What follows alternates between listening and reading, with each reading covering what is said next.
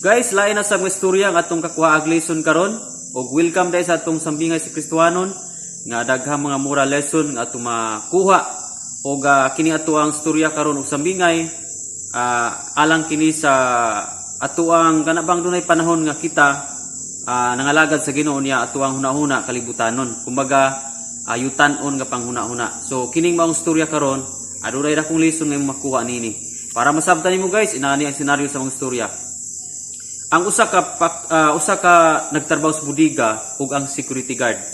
Kani usa ka nagtrabaho sa budiga, matag hapon magdala siya og usa ka gamayng karton nga puno og abog kay siya may tig hipos, tig limpyo, tig kuha og abog sa budiga. So every time nga moagi siya sa security guard, i-check sa security guard ang maong trabahante. So usa ka hapon niya na miyon ang security guard nga unsa man ang imuhang gisulod anang wheelbarrow nga gamay nga karton. So niyon ang trabahante nga kini sir usa ni siya ka abog nga akong nakuha. So ako ning gisulod og karton nya akong gikarga ining wheelbarrow. Katong wheelbarrow katong tulod-tulod bang udah ka bukligid. So gipagawa siya sa usa ka security guard. Pero natingala ning security guard kay duha ka tulo ka upat na gyud ka higayon nga nakit-an niya nga inana gyud kada hapon inigawas niya magdala siya og wheelbarrow nga may sulod nga gamayng karton nga katong gamayng karton gisudlan pod og abog o dust. So gitrap gyud siya sa ikaupat nga higayon sa usa ka security guard. Niyon ang security guard time sa murag nagduda gyud ko nimo da nga aduna gyud kay gikuha no na gyud kay gikawat. So miingon ning usa ka trabahante nga sir nasayod ka nga sukad atong miaging adlaw o ni atong una pag yung adlaw nga nagdala ko nini akong gipahiling nimo ang imong nakita nga abog ra gyud sulod aning kartona.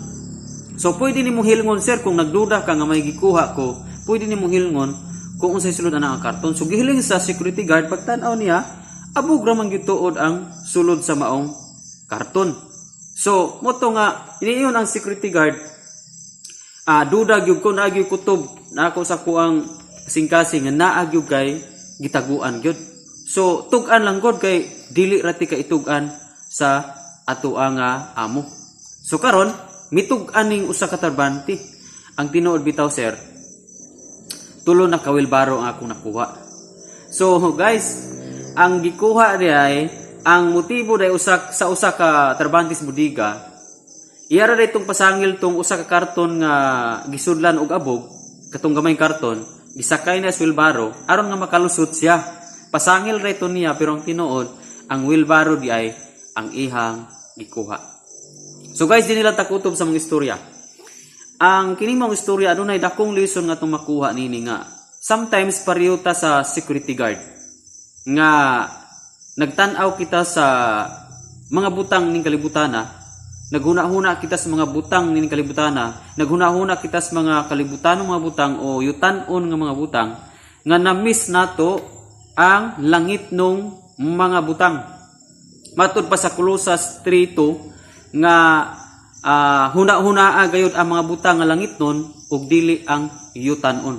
So sama sa mga sambingay guys, ang usa ka security guard ang iyang nakita ug ang iyang nakita og napukusan ang gamayng karton nga adunay sulod nga abog. Okay? Pero wala niya namalayan, wala siya kabantay nga ang wheelbarrow di ay maoy gikuha sa mao nga trabahante sa budiga. Munang sometimes bitaw sa atuang kinabuhi, nag-focus kita sa mga gagmayng mga butang ning kalibutana. Matawag nato ang mga butang ning kalibutana og mga gagmay lang gyud nga mga butang kay nganuman ang mga butang kalibutana temporaryo raman, mga hanaw raman, mga dugta raman, mga wala raman. Pero ang mga butang nga langit nun dili siya mga dugta, dili siya mahanaw. So makonsider nato ang mga butang nga langit nun nga dagkong mga butang. So muna nga di gyud nato ibaylo ang mga butang nga langit nun sa mga butang nga kalibutanon. Kumbaga ang atong huna-huna dapat atong usbon. Now karon ang pangutana niyon ang Colossus 3:2 nga huna-hunaa ang mga butang nga langit nun og dili ang yutan-on. Diba? Sumala sa maong sambingay, mas nahuna-huna pag-ayo sa security guard ang gamay nga karton nga gisudlan og abog kaysa wilbaro. Wala siya nagmatter sa wilbaro. Pero ang tinuo di ay ang dako di ay mo'y gikuha sa mao nga trabahante. So di ba? Sometimes atong kinabuhi mas napokus nato ang mga butang ning kalibutana, mas gipukusan nato, mas gitutukan nato ang mga butang ining kalibutana, ug mas nabisi kita sa mga butang ning kalibutana nga na-miss nato ang mga butang nga langit nun. Mga dagkong butang nga mo gikinahanglan sa tuwa. Abi nimo guys, ang mga butang ning kalibutana makahatag nato og kana bang muratag magalungan, muratag mapriso sa mga butang ning kalibutana. Pero samantalang ang mga butang nga langit nun, maong niingon ang Colossus 3 ni tambag sa Apostol Paul nga huna-huna ang mga butang nga langit nun. Kaya nga naman, ang mga butang nga langit nun, mao ni maghatag natog freedom sa atong kinabuhi.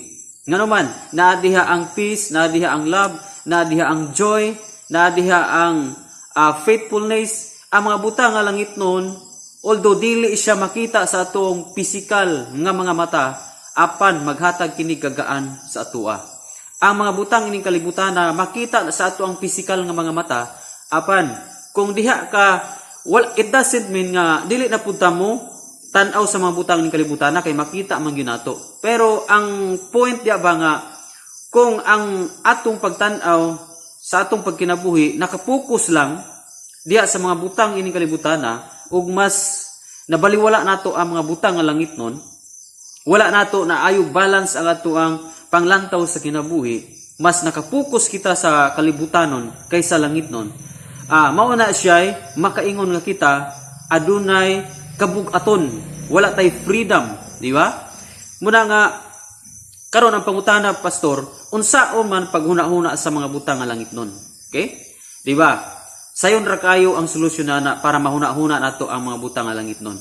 Kabantay ka nga kung makakita kag una nga butang, first time nimo nga nindot na siya nga butang, okay? Ang masulod si mong una nga mag-wonder ka sa usa ka butang, di ba? Maghuna-huna gyud ka kung first time nimo nakita ang usa ka butang. Okay? Maghuna-huna gyud ka. So kung may makita ka, maghuna-huna ka sama sa sambingay.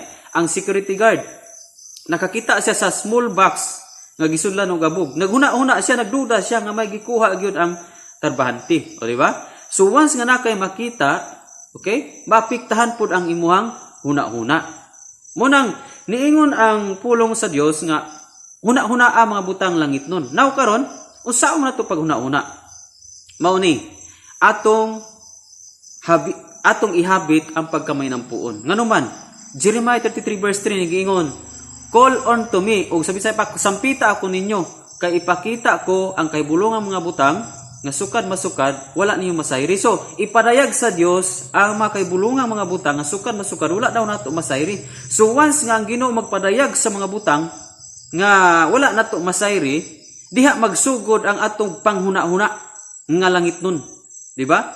So, nindot kayo nga mahabit nato ang pagkamay ng puon, kay ang Dios mupadayag siya, mupakita siya sa iyang mga buhat o magpadayag siya sa mga butang nga langit nun.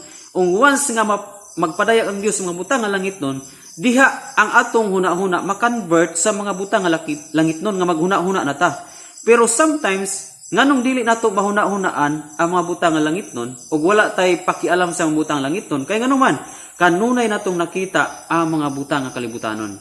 Kay nganuman kanunay natong nakita ang mga butang nga kalibutanon, kay wala kitay time sa mga pagampo, wala kitay time sa atong devotion, wala kitay time diha sa Ginoo. That's why lisod kayo na tumauna-una ang mga langit ng butang kung wala tay time diya sa mga pagampo.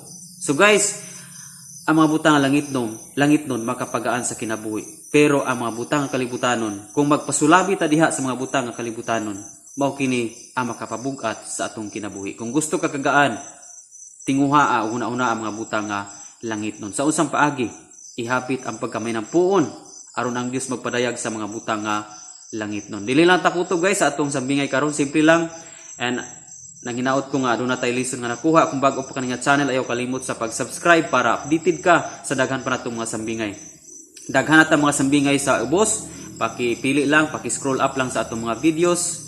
Salamat. Pwede nimo na i-share sa imong mga kaubanan. Glory to God. Yan tanang himaya. God bless.